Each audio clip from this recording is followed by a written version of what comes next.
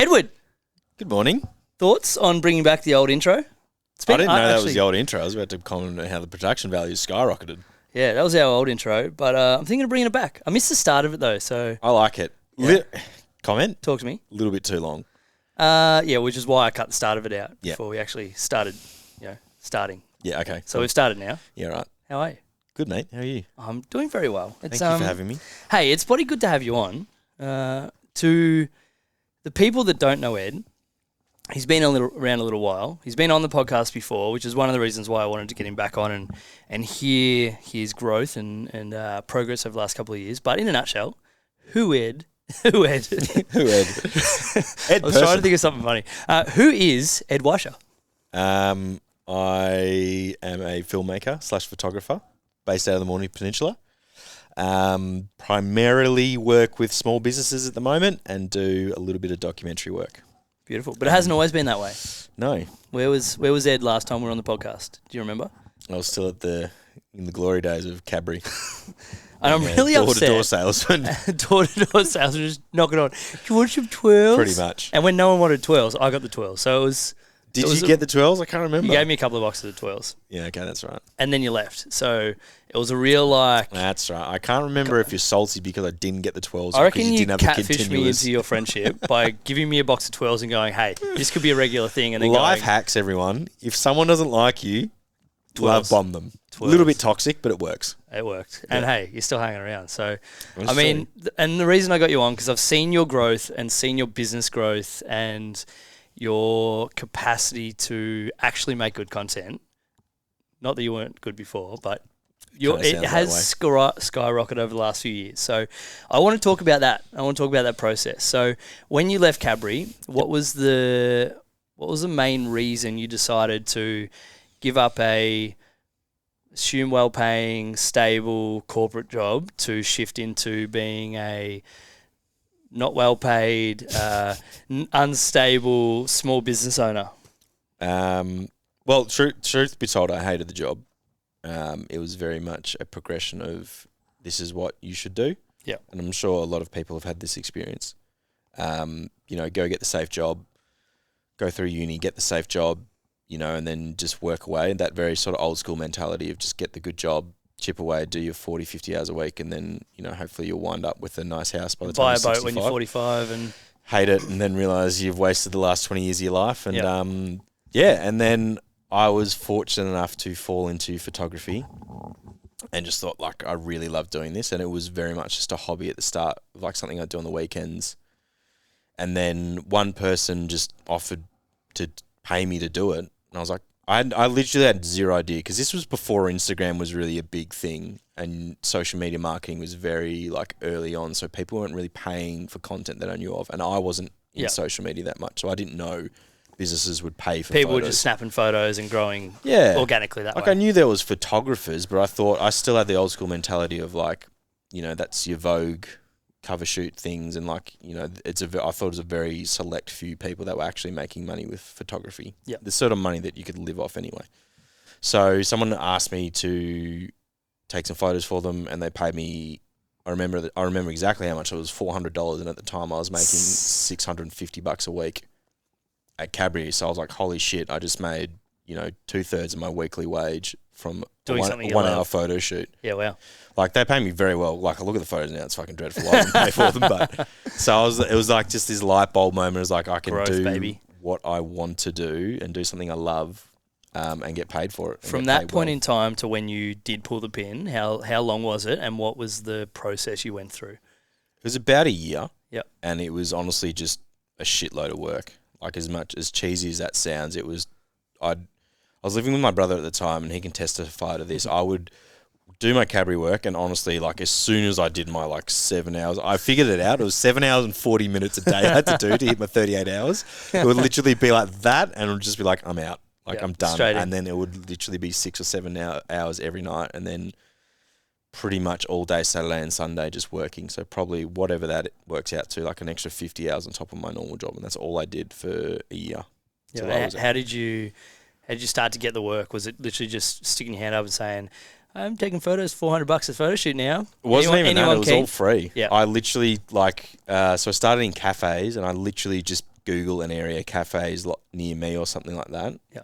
Drop the Google pin, and then I'd just message all of them and email all of them. So I was probably sending about 30 emails and 30 direct messages on Instagram to places. Yeah. So it wasn't just handed to you. You actually had to go out. No, I had to, like, I was genuinely grinding. Like, part of me looks at me now and goes, like, I wish I worked that hard now. Feels, mate. Yeah. Feels. So I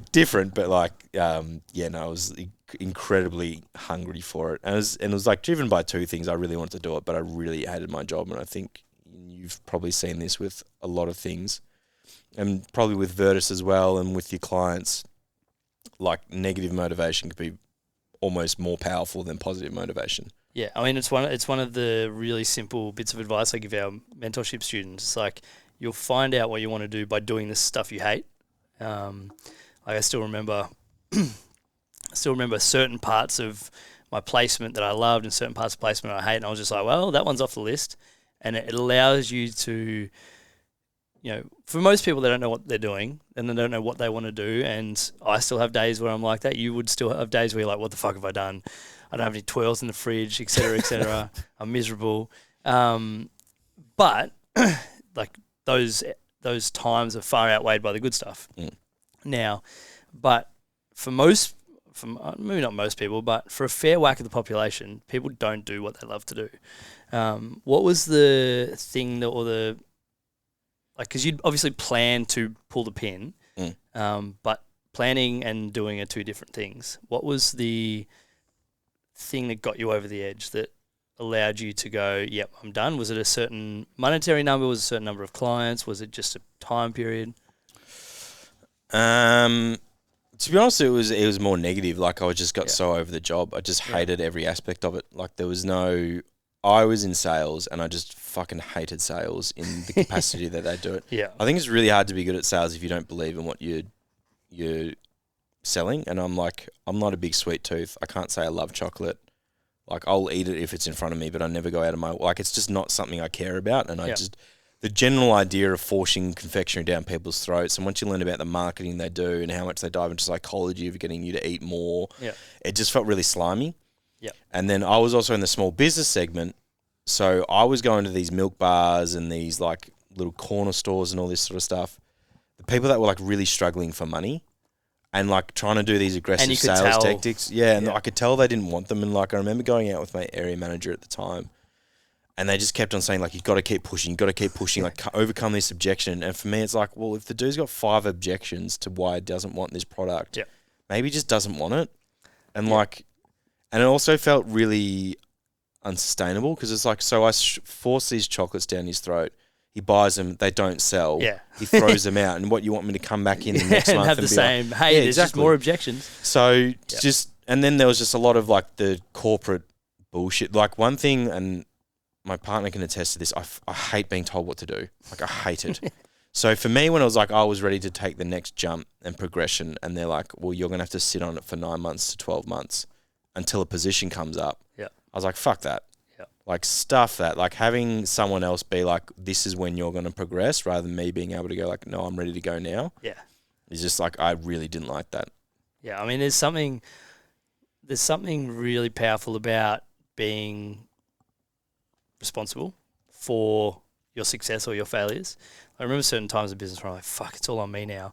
But then, like, the flip side of that, same thought process is, fucking oath, it's all on me now. Yeah. It's like, whether you succeed or whether you fall and learn and whatever, it's all on you. And you don't have, like, you can't finish your 7-hour, 40-minute day and go, oh, well, it's shit day today. Like, someone else will pick it up. Someone else will, carry the load for me. It's like, well, shit, I've got to do the work, and you've got to put in, which is it's pretty, it's confronting, and it takes some time. And I think that's one of the reasons why a lot of people don't take the leap.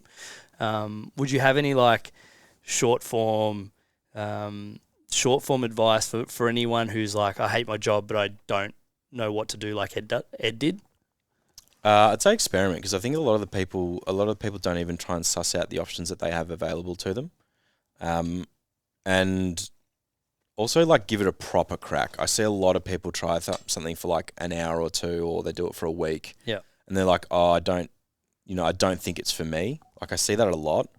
And I understand there's different mechanisms behind motivation trying to get something done, but you know, you got to give something a proper crack. Like I didn't take like do 2 photo shoots and be like, nah, this isn't for me. Yeah. Like, you'll know obviously if you just, like we said, if you really don't like something, but like really invest into it and see what you can do, and then talk to people in the industry as well, because you might, if you're like looking for a career change, you might talk to people and realize there's no money involved. So talk to people in the industry and see what you can do, and see what the legitimacy is of what you're doing. But yeah, I'd say just invest into it.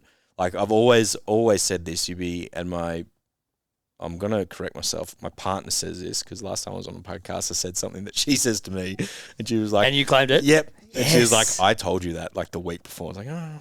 So I'm going to get myself out of the sin bin here. She said to me, like, it doesn't... As long as you're doing like an hour a day or something, if you do that every day for a year, you'd be like amazed at how far you could go. And I agree with that completely. How many hours is it if you do it an hour a day for a year? I'd say 365 maybe. There you go. Give or take. It's a couple of weeks of full-time work.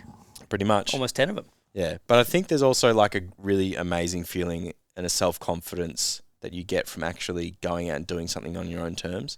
Yeah. Rather than being like someone trying to be like with the thing I had with Cabrio, that them sort of directing my progression, all that, when you're sort of the master of your own ship and you're driving that change, there's something incredibly empowering about that. And it will give you the confidence to be like, I don't think I want to be in this job that I don't really like that much. Yeah, well, there's a self-efficacy that comes with just being capable of doing something. Yeah. And that can only be built by doing the thing consistently and putting in, like, it's easy in our environment to use the term reps, but it's putting in reps. And whether it be photo shoot or editing or color grading, I still don't know what that is, but whether it be shooting film or taking photos, it's just the reps and the reps. And it took you, 9, 12 months to get to the point where you're like, catch you later, 12 bars. Yeah. And you can move on to actually building your business. So to Ed, cheers to you. It's been pleasure seeing it. I want to cheers over the soundboard, to be honest. It makes me nervous. It's probably a good idea. Drinking delicious Common Folk coffee at the moment, so cheers to them. Sponsorship. So I want to talk to you. You mentioned sales, and you mentioned how you despise sales, and this is something that like I've worked on myself. Probably towards like 2017, 2018, around like reframing my view of sales, and working with Tyler and Mitch and the team about doing it over the last 18 months. And it's something that I think sales can be the most wonderful thing in the world if you view it the right way and you're doing it for the right reason. So when you look at a sales pitch now, which in effect is you just selling marketing or a video or a documentary or a product that you can produce for someone, how do you approach that, and how is it different to when you used to work at Cadbury? Shout out to Cadbury, by the way, sponsorship all over for it. I feel like after what I've said, we're probably not going to get sponsorship. I think sales has changed mainly because I'm passionate about what I do, and that's like what I said was the biggest hurdle for me is like I didn't care about the product I was selling. I think it's very hard to be a good salesman with something you don't care about, or saleswoman. You've got to believe in what you're selling, and I think that just comes across from an authenticity. Sales is really easy to get really slimy really quick. So if you've got someone that's doing your sales and they don't even work in Virtus, they don't do they're like, whatever it is, not judging people that are overweight, but they're overweight, they're obviously not a gym person, they don't associate with his environment at all. It just doesn't come off right. I think people can see into that authenticity. So for me, when I was at Cadbury, it was very much just ticking that box and getting those numbers. I know I've got to sell this many cases throughout the week, to get my boss off my back. Whereas now it's like I genuinely want to invest into these companies and create a partnership with them. So I'm not trying to sell them in the sense that I used to believe. It's just like, here's the reasons you should buy. It's non-transactional now. Yeah. It's more of a, here's what I can do for you, not I need to get something out of this transaction. I think once you take that perspective, it just opens everything up. So you realize that you are actually helping them. And then once you can say that, it's not about ticking a box, you're actually trying to help their business and you genuinely stand on that. I think it just shifts your perspective and it makes it much easier because you just believe in it and they can see that. People are very, whether they can put their finger on it or not, people can tell whether you're authentic and whether you actually want to help or whether you're just looking for a buck. Yeah, for sure. I mean, at the end, like we talk about Virtus and we talk about the gym as like, sure, we're in the exercise science, the coaching, the S&C business, but in a nutshell, we're in the people business. Like our job is to cultivate and foster relationships to create a space where people can grow and adapt and overcome things that they weren't able to do before, whether it be lifting heavy, whether it be their mindset around nutrition, whether it be how they're feeling about themselves or whatever it is. Like, your role in a nutshell as videographer isn't just to take pretty pictures and take pretty videos, even though you do that fairly well. So good from you. It's to cultivate relationships and get a really clear understanding around people's why and why they exist and what they're actually trying to achieve. What's been the biggest, not necessarily the biggest learning, but one of the most profound learnings around actually, because I guess it's a pretty cool position to be in for you to be able to go into businesses, and most of these businesses you're working with are small, not necessarily small, but small, they're self-owned and ran businesses where you get to see why people do things. Like, what's been the most profound area of growth or learning from that? I butchered that question, but you can figure out what I'm trying to figure it out. The most profound thing is,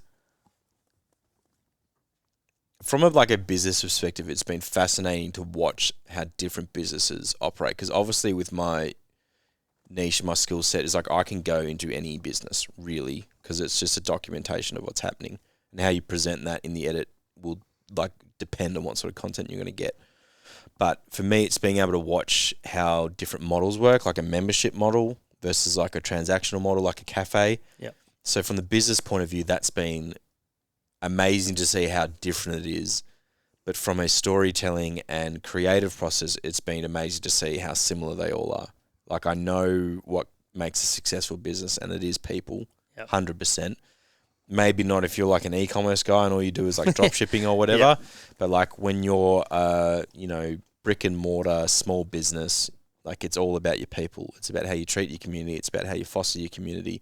And so there's this massive overlaps there about caring about the people that come into your shop, whatever that is, and fostering those relationships, making people feel appreciated, feel welcome, feel as if that their money is, being spent and going towards people that actually care about them.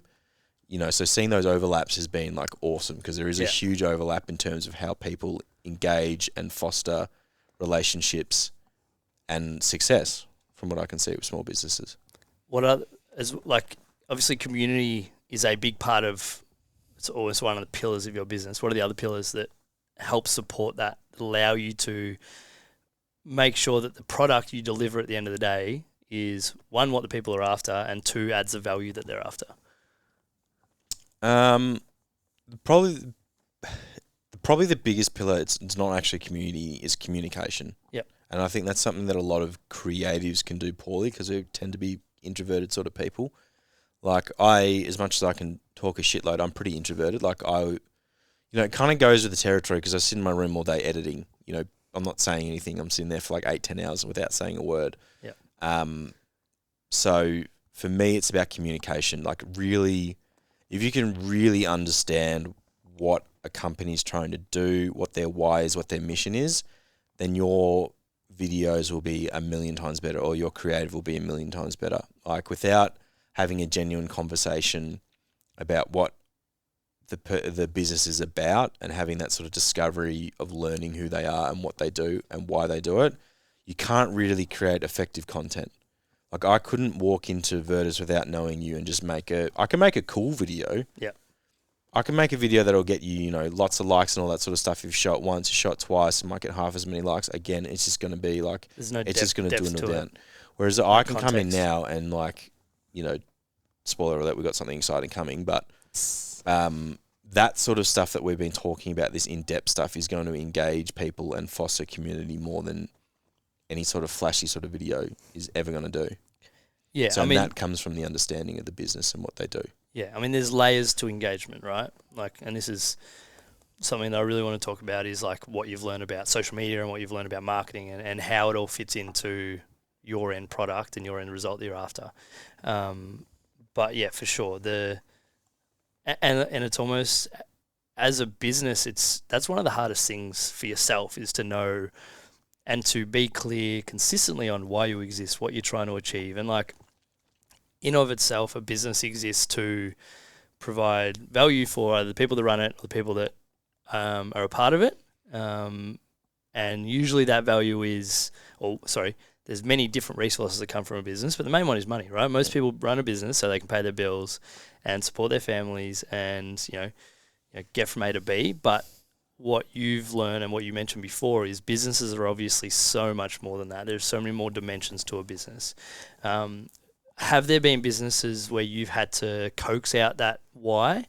And has that happened in tandem with you figuring out your why over the years? And follow up to that is, what advice would you have for people starting a business or in a business who aren't completely sure about their why? Because you've had in a pretty cool position where you get to speak to so many business owners about why they exist in a nutshell. I think your why is everything. I know it's been very trendy to talk about over the last few years, but you got to understand it doesn't matter. Thank you, Simon. Simon Sinek. Yep. Shout out. Yeah, I think that's probably the most important thing, but that comes into every facet of your life. You need to know why you're doing something. Nobody's going to stick to anything if they're just doing something because they're told to. And that was what it was with Cadbury for me. It was just I was just doing it because I was told to do it. There was no why behind it. It was just ticking boxes for the sake of ticking boxes. It wasn't leading me to where I want to go. I mean, you got that job because it was the right thing to do post-uni, right? Yeah. Or because told was the right thing to do. Yeah, exactly. So I think if you don't have a reason for what you're doing, I'd be questioning why, finding out the why, why are you doing it? And if you can't find a good reason, it's just it's just not going to work. I think I'm seeing a massive shift in the market in general. It doesn't matter if you're a huge business, small business, everything's going, small business has always been people-based, but even big business is expected to have some sort of personality beyond, these are our brand colors and this is who we are and this is what we do. It's they want to know who's designing things, who's making things. They want to know, even in businesses with 100,000 employees, they want to know who's doing what and having some sort of connection, because the trend I've seen through COVID is people just don't give a shit about polish and models and, chasing trends. They just want to know who people are. And I think that's a ripple effect of being shut off from human connection so much, and realizing, you spend that much time in social media. And I knew this before COVID, but, obviously it's force people to sit down and spend as much time as I do on social media with my clients and all that. It's sort of made people realize it's how fake that world is and how curated it is. So these brands that are just being authentic to who they are and knew who they weren't just chasing trends, they just exploded because people got authenticity, they built a huge amount of trust, and they were able to just foster a community even online, which is something that when you're putting this picture perfect, polished stuff in front of people, it's that's just not how it is. Who are some of those brands that come to mind? And I could name my 5 in terms of the ones that I buy and almost the reasons why I buy from them. And I'm a repeat customer for certain ones. But who are the brands that come to mind as ones that do that really well? You guys, 100%. I'm not just saying that. You are saying that. That was potential. Sorry. Use code ED 10% at checkout for your Virtus memberships. I'll seriously put I get a kickback. I'll put that on. I'll make that. So you guys do it really well. There's a new place in Rosebud that does it really well, a cafe that's just opened up. They do it fantastically. The Hideout, if you're in Southern Peninsula. Name them, get around them. Yeah, the Hideout Peninsula, we want to make amazing. More friends. Yep. Laneway Dramata, my OG clients, they do it really, really well. Yep. Places I don't shop at, but I really love what they're doing. Official Vintage up in the city. They do vintage sale, they refurbish and redo vintage clothing, and it's just the owner's always on their social media. He's super engaged, he's super involved, so you feel like you know them. I don't even know if I have 5 because there's not a huge amount of people diving into it. What about, are there any big businesses that you see and you go, yep, they're authentic, they're genuine around what they're actually trying to do? Yeah, Wendy's. I don't. You've probably seen the meme Wendy's in the US because they've got a sassy fucking 20-year-old on their Twitter. Yeah. So they've just thrown out the handbook of the customer's always right and all this sort of stuff. So if this guy being a dick about his order because he's I had 4 pickles instead of 5 that I usually have. They'll literally just reply back and be yeah, who gives a shit, Steve? It's just so sassy. Yeah. And it basically, all they're doing is like basically saying what everybody's thinking. Yeah. But it's like, because it's this I mean, you don't brand that's expect meant that to from be a big like, brand, yeah, exactly. right? It's like, what you're expecting is like, oh, we're so sorry about that terrible service, blah, blah, blah. Here's a $20 voucher to go to any event, Wendy's you want. But it's like, that's just so fake and service level. Yeah. So it's, yeah, It's personality, corporations exist personality-less and faceless and soulless. Yeah. But I guess that's probably not where we want to go, is big corporations I just think it's sterile. having a pretend soul and a pretend face Yeah, and pretend but I think personality. it comes back to like the sales thing in terms of authenticity. Like that's where everything's going at the moment. People just want a little bit of authenticity in their life. Yeah. Because they've just been deprived of it over COVID. And they just want to, want something real, and they're just sick of the bullshit, and that's just where everything's going. And like, it's not just like as we're getting older, because we're like over the hill now, like young kids are actually driving this. This is Gen Z. They've just seen it. They've grown up with it, just been blasted with advertising messages, and like they just want something real. They don't need this. EEL or REAL? Huh? REEL or REAL? I got no idea, mate. Yeah, I can't keep up. Yep. There's Give Lucy 10 years and she'll fill us in on everything. I hope so. That's why I'm getting her on the podcast. Get her good at creating content early so that she can get massive on whatever the next TikTok is. Bridge the gap between us and her. Yeah. I mean, like the business or the company that I think of when you talk about authenticity and real and quality is like Patagonia. It's like a company that's grown and effectively is a big, multinational corporation now, but I feel as though they're still, well and truly tied to their roots. Like reading Yvon Chouinard, I don't know how to say his name. His book is, like, if you haven't read it, phenomenal in terms of like brand building and marketing and just values, being a values-based business. And even like what they do from a sustainability and a climate change perspective it's not, it seems like they're doing the best that a big corporation can, which, maybe is still lacking on where they should be. But I look at a company like that and even, I know Nike's like a massive, giant company that have done a lot wrong. But, and again, I'm relaying my assumptions of these based off the books of the founders that I've read and what I've listened to interviews and what the company's trying to do. But I would like to think that the way forward and, Gen Z and the what's after Gen Z? What are the next little kidlets called? Gen A? Does it go back around? I don't know, maybe. Or do they bridge it with like millennials? Maybe they do just something like else? a number and a letter or something. Maybe. Get some different names. But I think that maybe those companies are like leading the way in terms of like what the future looks like. 100%. Maybe ExxonMobil and those guys aren't going to be what they are because we demand change, and change is hard but change is inevitable. And I think if we go the other way, we're fucked. Yeah. We got really existential really quick, but if we Happy Wednesday, by the way, guys. Yeah, seriously. It'll be Monday when this comes out, but people might listen to it on a Wednesday, so who knows? But I think the progress will come from businesses, big corporations, and then small businesses being values-based and being quality-based and being customer-based, so that everything you do is around, all right, how can I do what aligns with my values? Because most people's values are around the same things. They're around belonging and around connection and around quality.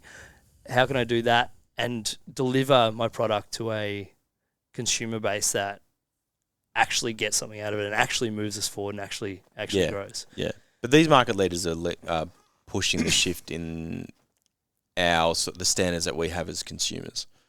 Because I think small businesses have to be value driven and community driven. Like you quite frankly can't compete on price and service.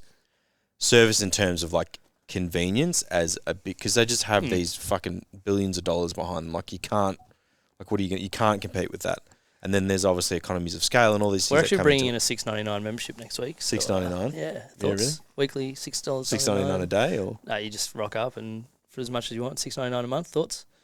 Race to the bottom. 100%. Yeah, no, be great quality. But and then so I think small business has always been value driven in terms of like you're going to get such a better experience here than you'll get at any commercial gym. I hope so. Because it is tailored to you. You've got people that are there engaged and, you know, they care about you and the progress you're making. They're monitoring you in the sense of like, hey, I'm seeing that hip's playing up again, or, you know, how's your knee going? Oh, it's way better. All right, cool. Well, we're going to progress and we're going to keep building on that. Whereas like Good Life or whatever. Nah, shout out, get around him. Yeah, so, well, I went to Good Life and I didn't enjoy the experience, so this is my reflection. Emotional, damn it! You know, it's just scan your fob, have you paid your membership, and off you go. And that's great for some people, and that's what you want, but, you know, I think that's where small business has a massive advantage, is where you can build that community. Yeah. But the people like Panagonia and all that are doing it in a way, they're building community at scale, and they're getting people to rally behind a mission, which obviously... I mean, that's almost the big asterisk, right? It's like having a mission to rally behind. Exactly. But then I think that's driving the market to expect and demand more from other companies, because you see people that you can just tell they're just ticking the box, you know? Oh, we're going to recycle like 5% of our stuff or whatever. It's like, the fuck are you talking about? Like, you could do so much more. And they know it. You know, or like, we're going to be carbon neutral by like 2075. Like, yeah, sick. So we'll all like be in the like US, on fire you underwater by then. You see all of the big business Twitter accounts change to the rainbow flag in Pride Month, and then the first of the next month it's gone. It's just like there's got to finding that. Well, it's not even a balance, but being able to pick as a consumer, being able to pick the ones that do it for the almost like the social kudos versus the ones that do it because it's actually part of what they're trying to achieve. So, and I think that's just them not realizing that people are buying Patagonia because of their mission. They're not buying, and in the sense that they believe in it. They're not buying it just because Patagonia says it. You know, if Patagonia donates, you know, millions of dollars or has their own program to like support the LGBTQI community, versus just changing their logo, like people are going to buy it from Patagonia. They're not going to be like some people do. Like some people are buying into that marketing, but I think 99% of people can see it. I mean, most people will sit there and bitch about, you know, the big corporations and what they do and things like that. But and at the end of the day, it's one of those things that like you vote with your cash and you vote with how you spend. And at the end of the day, it makes no difference really what you do. But if you make values-based decisions of how you buy and what you purchase and where you buy from, and you decide to shop local and you decide to spend a little bit more at the local grocer, or you decide to buy locally produced merchandise, shout out Snake Hole, get around them, and local coffee, et cetera, et cetera, et cetera, you begin to make that shift within your own little ecosystem. And then, you know, if you do it, your family's probably going to do it and your friends are probably going to do it. And this is how progress is made by, you know, one person, insignificant in the scheme of things, making a change that then, you know, filters out to everyone. And I think that's what I love about shift back to what we're talking about with you. That's what I love about your work, is your work kind of brings people back to that what and the why and the how, and then allows us to then look internal, community focus, and go, all right, well, like, how cool is this stuff that Laneway are doing, or the different businesses that we get to see your content from, and how good's Ed, you know, showing how he's learning about all these different things, and he's showing in 15, 20-second reels. Love your reels, by the way. Get around Ed's reels. They're great. This is what allows us to move forward and grow and make, you know, the best of a shitty capitalistic society. Tell me about your growth. We'll shift the conversation a little bit. Tell me about your growth from a creative perspective over the last couple of years. What's driven it? How have you made progress? Because not saying your content was shit before, but there's been a massive leap in the last year. It's gotten significantly better. Yeah. Look, I think at the start I was very focused on just getting better without direction, and there's validity to that. Like, I was just pretty much shit across the board, so like I had to lift every aspect. But now it's sort of getting to the point, it's like I can properly dissect it and be like, all right, the lighting needs to be better. I need to get better at my color grading. I need to invest a little bit more in learning about pacing and, you know, the storytelling. So it's much more, the progress moving forward is much more nuanced in terms of like, here's the weak areas. And, you know, it's like when you first start training, everything hurts. So you don't know that, you know, I'm going to have to put a bit more work into my, you know, core or whatever because of my lifestyle, or, we need to work on my balance, or, you don't know these things when you start training. So it was very much just at the start. It was like monumental progress. And then it sort of capped out a bit through COVID, more just because I didn't have the ability to have the volume of work coming through with clients. And then it's sort of, I feel like in the last year especially, for me, has been the biggest growth, because it's taken me from, I'd say like a pretty average creator to someone that's actually starting to get on the more professional end in terms of, I see my stuff now versus what it was before. And it's given me the confidence to be like, I actually reckon I could shoot a documentary and it'd be good. Not be one of those shitty ones that you see on like Amazon Prime. That's like, $1 to hire or something. I'd spend $1 to hire your doco on Amazon Prime. Thanks, mate. Yeah, you're welcome. I reckon that's $2 of sales there, you and mum. Not $3.99 though, Jesus. What's driven that? Has it just been your desire to grow and improve, or has it kind of been a necessary level of growth to get the work you want and to work with the people you want to work with? No, it's been intrinsically motivated. I don't need to put the polish on my videos that I do. Yep. It's a pride thing. I'd rather hand something over to someone and be like, I did the best I could with the tools I have at the moment to make this as good as I can.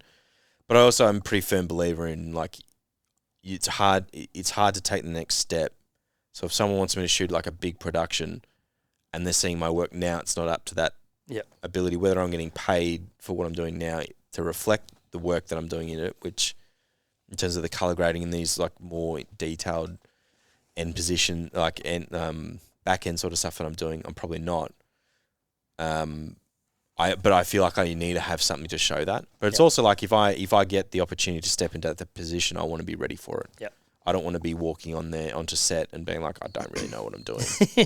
Yeah, I mean, and there's got to be that little bit of, like, there's almost got to be part of it's got to be anxiety around, like, well, I'm doing things that challenge me and that I'm forcing myself to grow, so that there's a little bit of lack of control or lack of understanding around what you're doing. But that, like, the whole fake it till you make it thing works for a tiny little bit, but the rest is just competency based, right? Yep. And that competency base comes from, watching, reading, learning. So where do you look to learn new skills and to upgrade your current skills? And, like, are there people, are they videos, are they courses? Where do you go for your PD?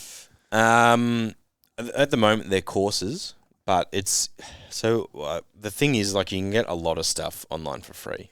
But then it sort of hits a point where your knowledge, as much as the people that are teaching these things. So then you need to go out and pay someone.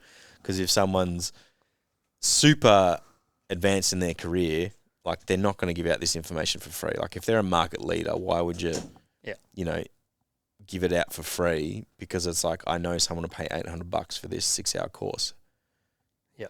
And it's not because they're trying to make money. It's just like, they might be making $1,000 an hour at doing what they do. Yeah. So why would they invest all this time to make a course and be like, oh, I'm just going to release it for free, unless there's some sort of ulterior motive. So, but also you need to go to specialists after a point. Yeah. Like, I don't know that much about the strength world, but, like, if you don't know anything about Olympic lifting, but you're good with everything else across the board, you need to go to an Olympic lifting coach to learn how to do that properly.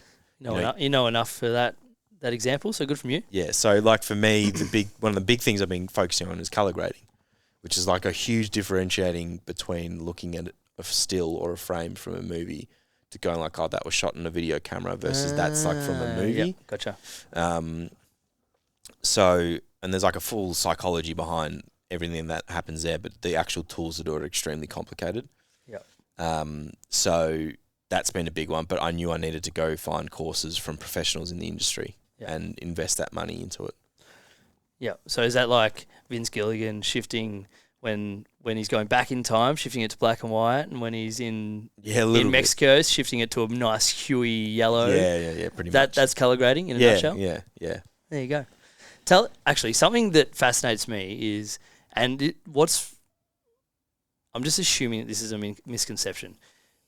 Misconception is around video content is how long it takes to produce content versus how long it takes to edit it. So what would the time frame be? Say you have a 1 minute video for a minute finished polished product. How long would it take you to edit it? if it's like top end of what you're doing now? It's pretty broad.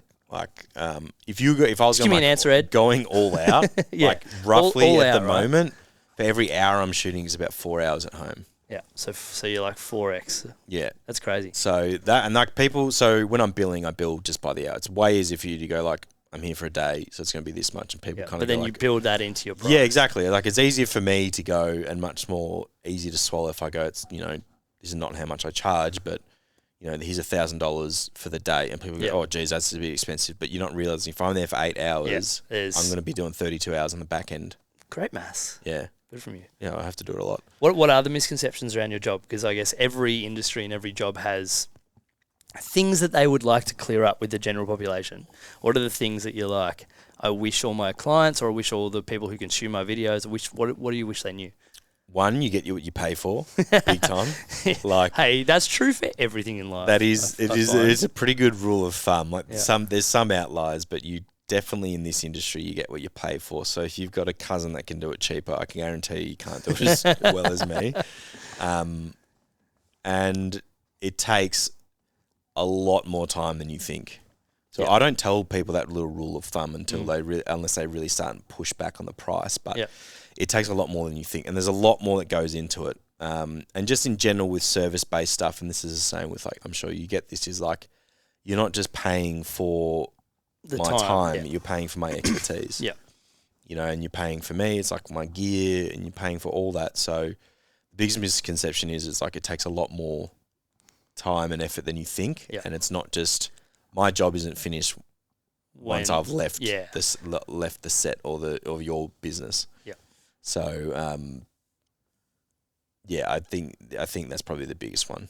But I think it's changed a lot in the time that I've been in it. Like people appreciate it a lot more than they used to. Well, I think people appreciate it because you build those relationships and they get to see behind the curtain a little bit. It's not like you shoot, shake their hand and send the video and that's it. It's like each time you shoot with someone, you get to know them a little bit better. They get to know you a little bit better, and that you foster that relationship. You mentioned gear there. You're a bit of a gear slut. Yep. Love it. Yep.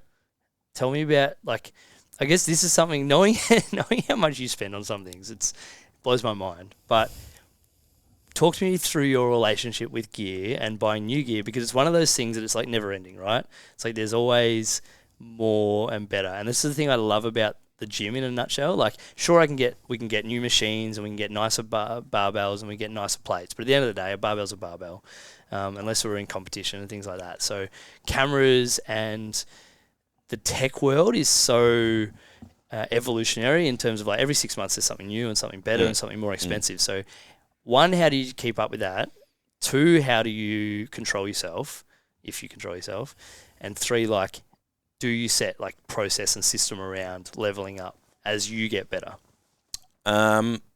Look, I definitely, when I start, and a lot of the videographers and photographers I've talked to, when you start, you are very heavily involved with the marketing sort of cycle that they have, because camera companies, you wouldn't know unless you're in the industry, they're so fucking aggressive with their marketing. Like, they are so aggressive. Cadbury style? Oh, it's almost worse. Like, I hate it. Like, I've stopped following creators that are like influencers because, like, if I go into YouTube on a day that a camera's dropped, it's just like my whole feed, like 30 videos. This is the best thing ever. This is the best thing ever. And like, they're all given this shit. And they're saying like, yeah, I definitely dropped my camera for this. It's like, yeah, I would too if someone dropped a fucking $8,000 camera in my lap. Yeah, here you go. Try this. I'd say whatever you want about it, you know? Yeah. So I know I fell for that, and it was only until I got my camera that I've got now, and it wasn't the step up that I thought it was. Yeah. Because it's fucking expensive, and I thought this is going to change the game. This is going to make my videos the best videos ever, and like, this is the difference between me and these other people that I see that are really successful, and I got it, and my videos were still not where I wanted it to be. Then I realized like it's not the camera, it's everything that happens at the back end. Yeah. There are people in the industry that say it doesn't matter what you're shooting on, it's more about your skill set. Like, you'll make an iPhone with expertise look better than a high-end camera with no expertise. Yeah.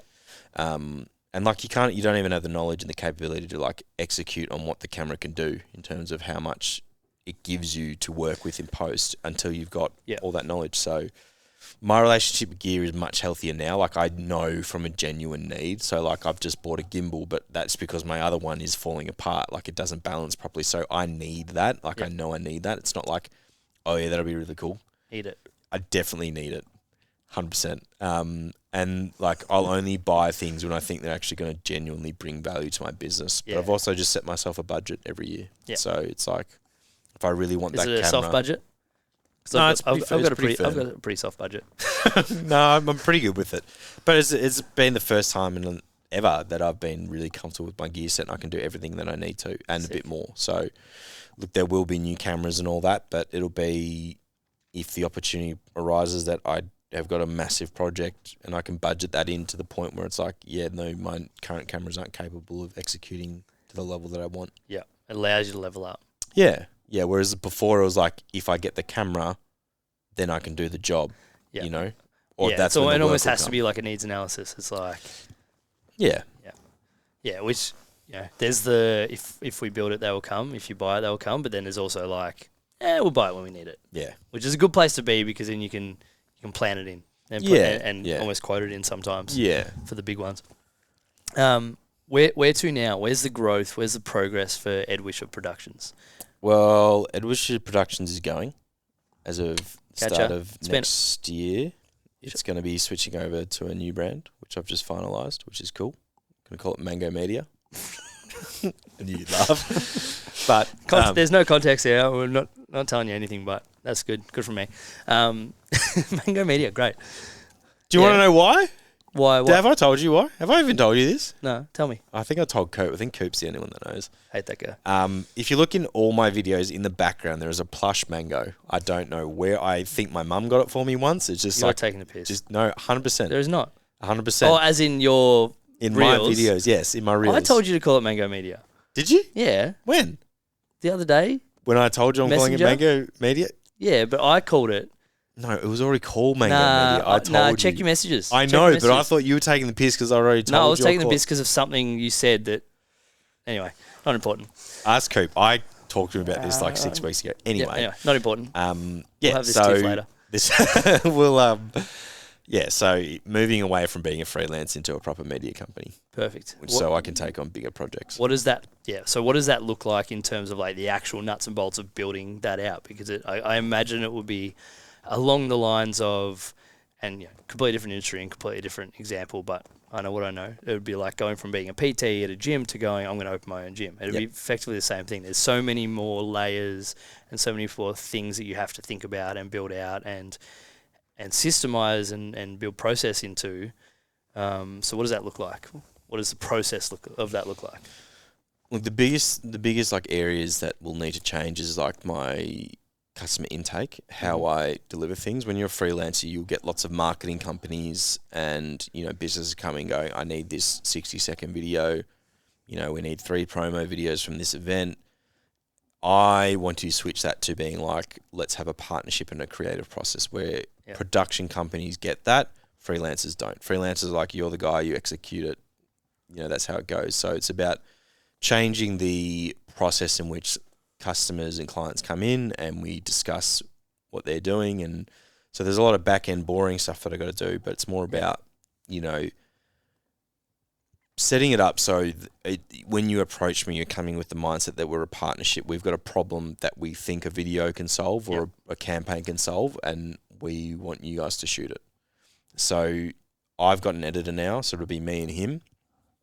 And then it just gives you the flexibility to, you want photography, but it's a really tight time frame. So like, all right, well, I've got to get another photographer in. Whereas if you're hiring Ed Wischer Productions, you just think it's just me. Oh, he'll do both sort of thing. And it allows me the flexibility to expand, essentially. Yeah. What process do you think and what change do you think is harder, going from Cadbury to what you were doing, or going from what you're doing now to that production company? Because I guess it's... I think now. Yeah, because it's like it's building a whole thing that didn't exist, whereas like you're creating a role that doesn't exist, but just you. So now you've got many different hats you've got to wear and balls in the air and things like that. Yeah, and it's just for me, it's just like when I was starting out, you just take anything and everything. Whereas like now it's more about niching down. Like this is what we're going to do. Yeah. This is, and what I want to do is blend my documentary filmmaking background with businesses. So talking about that market trend that we're seeing towards authenticity and like documenting what businesses do, why they do it, and deliver these campaigns for 6 months to a year for these businesses, which is obviously means a lot more work in the short term for me, but it's essentially solving that problem for businesses of like, what are we going to do for the next? So rather than thinking like, well, here's a month of content or like, we've got this event on, we need one promo video. It's just like, that's all well and good. And I'll still do that stuff because obviously it's money and like, until we get pays like, the really bills established. and it what allows you almost like step in the door to then do the bigger picture stuff. Exactly. So, but it's more about having more to sink into, and it's more for me, once I've done one event, I've done them all. I've done a couple of weddings, so now I get the gist of it. It's very samey. People's weddings are unique, mate. Everyone's love is unique. You need to know that. 100%. You need to understand that. Not from a creative point of view. It's the same. I do. No, but in terms of like the delivery is what you want. What they want is virtually the same. Yeah. So, pretty sunsets. And like they run the same. There's everybody, getting ready, ceremony, drinks, couple photos, reception, speeches, dance, done. Wow, thanks. Way to suck the love right out of a wedding. Oh, I love them. I love absolutely love them. Did a really good job on the last one you did, so good from you. No, I'm just waiting for confirmation to be able to post that, guys. So. I cried a little. So. Yep, that was probably my favourite thing that I've done, but good from you. Yeah, so I can't remember what we're talking about. Talking about you making the build, the jump to a production company. Yeah. I think, what are the landmarks that you've got to build towards to make that happen? Look, there's financial ones. Yep. I'd love to do some 50K months. Yep. And ideally consistently, so I can bring on a second shooter full time. Yep. But the first one will be like a part-time stuff because my editor's in the Ukraine, love him, and he's a fucking gun. But I want someone in Melbourne, and then in 3 years I want a studio space. Perfect. So I want to create. The end goal is to create a creative hub within, probably not the Mornington Peninsula because it's a little bit probably Morty Arc sort of way. I want to create a space like an open plan office sort of place for creatives with a studio downstairs, and I've got this whole plan that I want to do. So that's the goal at the moment, building up towards that and building up Mango Media to the point where it can be. It's great, isn't it? You actually got your Mango 100%. Media. This has rocked me. I need a... All right, so all right. I didn't actually get into explaining why I'm calling it Mango Media. Go on. There's the Bango, Plush Mango. If you look at any of my reels, he's in the background. So he's been there since the start. I need to see our text conversation from the other day. But ask Coop. I was talking to him about this 6 months ago. 6 weeks ago. And the other thing is I get really bored with production names because they're all like some sort of camera equipment and productions, film, media on the end. Mm-hmm. So when it's like Aperture Films or like Iris Productions, it's just like so on the head and just like there's no personality to it. Mango Media. It's just like, I don't know. It's like calling your place like fucking Medicine Ball Gym. It's just like, it's just so... There's nothing to it. Where were you 7 years ago? No, Virtus is great, but Virtus doesn't scream out a gym. Do you know what I mean? So there's a brand there. Yeah, and that's intentional, right? But you know me, like I did Mango because it makes people like it makes them chuckle, and that is me. Like I don't take myself that seriously, and I like to be fun with my work. You see my work with like businesses is pretty creative, and like I want to, and it's like light-hearted. It's not too serious, so I don't want it to be like. I just want it to be unique in the sense is like you're gonna remember that. And it's just not like every other production company's name ever. Yeah, I like it. It's it's fruity. Do you want to hear my slogan? Yeah. It's worth a squeeze. Oh. It's not actually. No one squeezes a mango. You don't know that. Anyway. Good. Well, hey, so how can people get around Mango Media and Ed Wischer Productions for now? How can people see your content? How can people book you? All of the good stuff. Go sell yourself. So get grimy. Get like. Instagram, just edward.wisher.productions. If you're having trouble finding me, I'm in Virtus somewhere on the Virtus page. Website is just edward-wisher.com. Wedding stuff, any couples out there, I'll shoot your wedding. We love. Yeah, that's Cadence Wedding Films. Ooh. Yep. Oh, I forgot to mention that. Yeah, that's different. Get around it. Yep. And yeah, that's pretty much it. Mango Media is yet to be launched because I'm going to do that properly. So don't worry about that yet. We'll let you know. But hopefully, Lachie can have me back in a few months because I'm working on a few cool documentaries towards the end of the year. We'll do a documentary pod. So we are doing something along those lines with Virtus. I don't want to spoil too much, but what I'm really excited to do is I'm sponsoring. Current sponsor of a drug rehab program based out of Hallam, and I'm going to do a documentary on 6 people that have gone through their program, basically from more or less selling themselves and everything in their life to being mums, dads, business owners, and like there's some really, really cool stuff. So I'm going to be shooting my first feature documentary towards the end of the year. So phenomenal. Hopefully Lachie can have me back on and we can talk about that. If people give people what they want. Yep. Well, vote for a good podcast. Mate, it's been an absolute pleasure. Thank you so much. Appreciate it, mate. Have a good day, everybody. Have a good day.